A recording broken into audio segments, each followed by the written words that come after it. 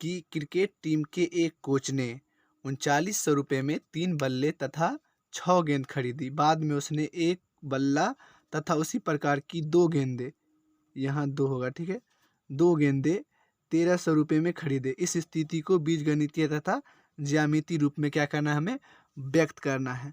तो चलिए सबसे पहले क्या कर रहा है कह रहा है एक क्रिकेट टीम के कोच ने कितना में 3900 रुपये में 3 बल्ले और 6 गेंद। तो मान लेते, माना कि बल्ले की कीमत बराबर x और गेंद की कीमत बराबर y है ना।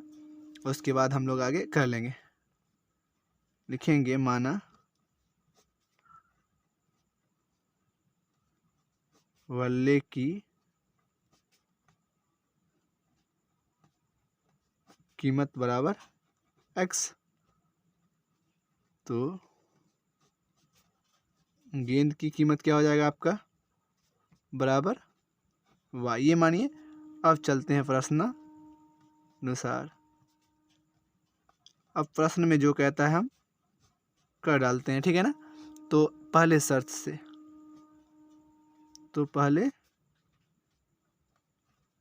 देख लेते हैं कि पहला शर्त हमें क्या कहता है। तो पहला शर्त में क्या कह रहा है कि 3 बल्ले तथा 6 गेंद। कितने? 3 बल्ले, यानी आप इसको क्या कहते हैं x और इसको क्या कहते हैं y। 3 बल्ले, 3 बल्ले यही ना कह रहा है, प्लस 6 गेंद। 6 गेंद में कितना रुपया में लिया वो 3900 रुपये में, यानी 3 बल्ले को क्या कहते हैं आप x माने हैं और गेंद को क्या माने हैं y। तो 3x प्लस 6y बराबर कितना आ गया 3900। ये हो गया आपका समीकरण 1। समझ रहे हैं बात को। अब दूसरे शर्त में क्या कह रहा है, उसी प्रकार की कहता है कि बाद में उसने एक और बल्ला तथा उसी प्रकार की 2 गेंद, एक और बल्ला। अब दूसरा शर्त क्या है देखिएगा, दूसरा शर्त से या फिर दूसरे शर्त से देखिए, कहता बाद में उसने एक बल्ले, कितना बल्ले, एक बल्ले, तो लिख दीजिए एक बल्ले तथा उसी प्रकार की 2 गेंद, 2 गेंद कितना में लिया वो 1300 रुपया में, 1300। तो एक बल्ला यानी एक x, यानी x बोल सकते हैं, एक x को 1 से भाई होगा, और 2 गेंद यानी 2 गेंद को कहते हैं y, बराबर कितना आ गया आपका 1300 रुपया। ये आ गया समीकरण 2। तो अब जो है हम इसको हल करके ग्राफीय निरूपण करेंगे। तो अब हम लोग क्या करते हैं, ग्राफीय निरूपण के लिए लिख दीजिएगा ग्राफीय निरूपण के लिए। तो ग्राफीय निरूपण के लिए आप क्या कीजिएगा, यहाँ पे कि लीजिएगा समीकरण 1 से, समीकरण 1 से, जिस प्रकार हमने पिछले वीडियो में करा है ना, सॉरी पिछले क्वेश्चन में, उसी तरह से। तो यहाँ से देखिए आप क्या कीजिएगा, लिखिएगा समीकरण 1 से। तो समीकरण 1 क्या है, ये वाला है। तो 3x प्लस 6y बराबर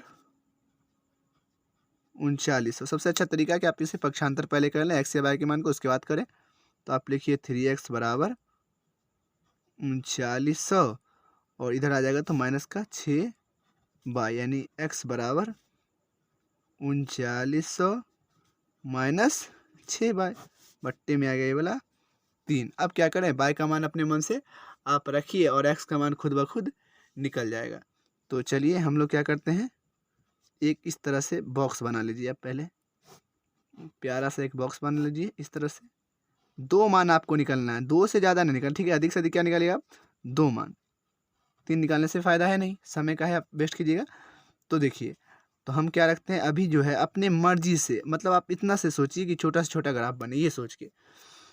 अब हम लोग क्या करते हैं, y का मान रखते हैं। हम y का मान मान लेते हैं, माना y बराबर हम रख देते हैं अभी 400। कितना रख दिया हम, यहाँ y की जगह पे क्या रख देंगे 400। जो यहाँ रखा सेम चीज़ आप आराम से यहाँ रख सकते हैं, ठीक है। अब यहाँ देखिए x का मान क्या आता है, अपने मर्जी से आपको रखना है। तो 3900 था माइनस 6 चौके 2400 बट्टे 3, बचा क्या अपने पास 3900 में 2400 गया था 1500, और बचा यहाँ 3, काट दीजिएगा, 3 5 15 यानी 500। अब जो आपका एक्स का वैल्यू आ गया, ये क्या आ गया 500, तो इस प्रकार से यहाँ 500 लिख दीजिए। अब एक बार और कम से कम, ठीक है, फिर से लेते हैं एक बार और। अब तो पक्षांतर किए हुए ऑलरेडी, यहाँ फिर से उठा लेते हैं, यहाँ लिख देते हैं ये वाले को। सीधा सा है कि x बराबर 3900 माइनस 6y/, क्या है आपका 3 है। अब माना y का मान क्या रखिएगा आप, जो यहाँ रखिएगा वहीं वहाँ रख दीजिएगा। अब y का मान हम रख देते हैं 500, ठीक है, तो आप अपने मर्जी से रख सकते हैं। तो y का मान हम क्या रख देते हैं यहाँ पे 500, तो यहाँ भी लिख दीजिए, यहाँ भी। अब जो है 3900 हुआ 6 गुणित 500/3, यानी 3900 माइनस 6×5 30, यानी 3000 बट्टा में आ गया आपका 3। घटाइएगा तो क्या बचेगा आपका 900 बट्टे में 3, 3 तिया 9 है ना, यानी क्या निकल गया आपका 300। यानी अपना जो ये निकल गया x बराबर, ये क्या निकल गया 300। इस प्रकार से आप समझ सकते हैं, यानी x की जगह पे क्या आ गया आप 300 आ गया। अब तो समीकरण 1 से हमने एक बॉक्स बना लिया।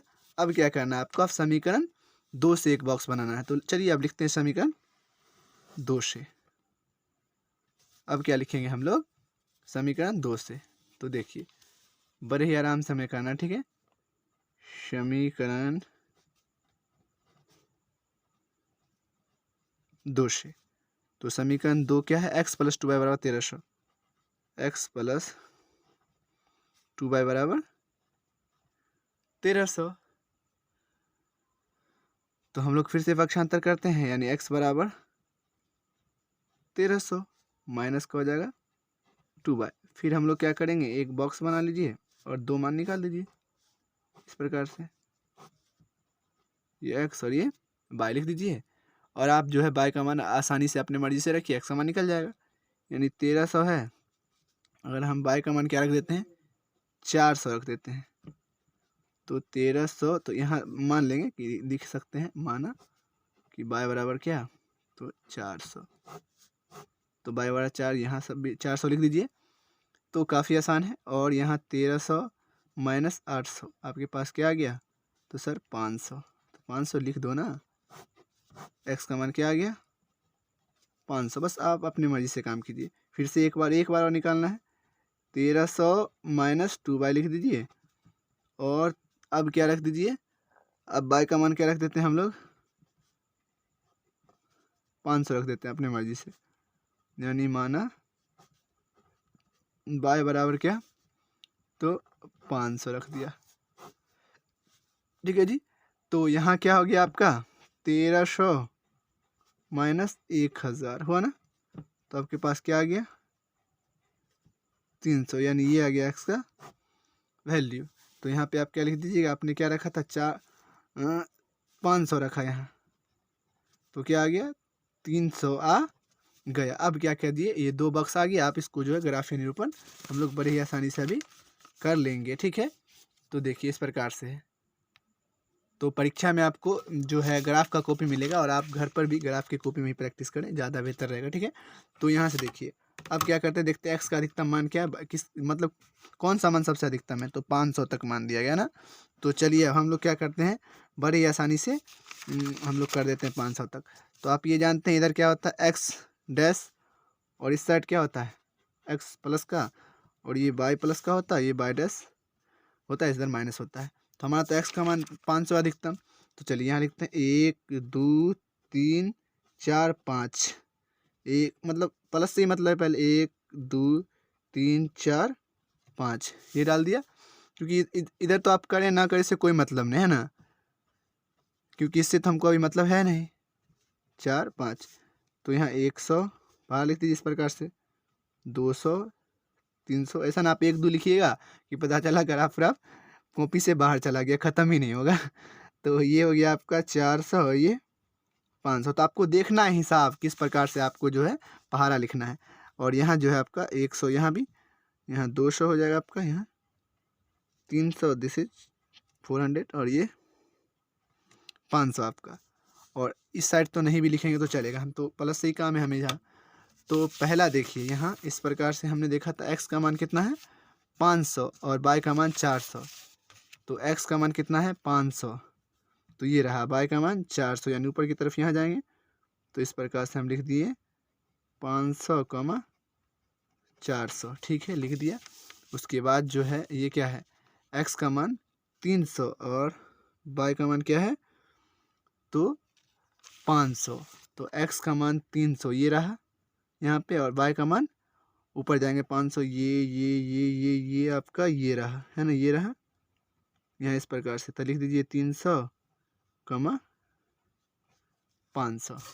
अब देखिए इसे जो है ये दोनों बिंदु को बड़े ही आसानी से आप क्या कर दें, मिला दें, और जो समीकरण से ये बना उस समीकरण को इस पे लिख दें। 3x + 6y = 3900, 3x + 6y =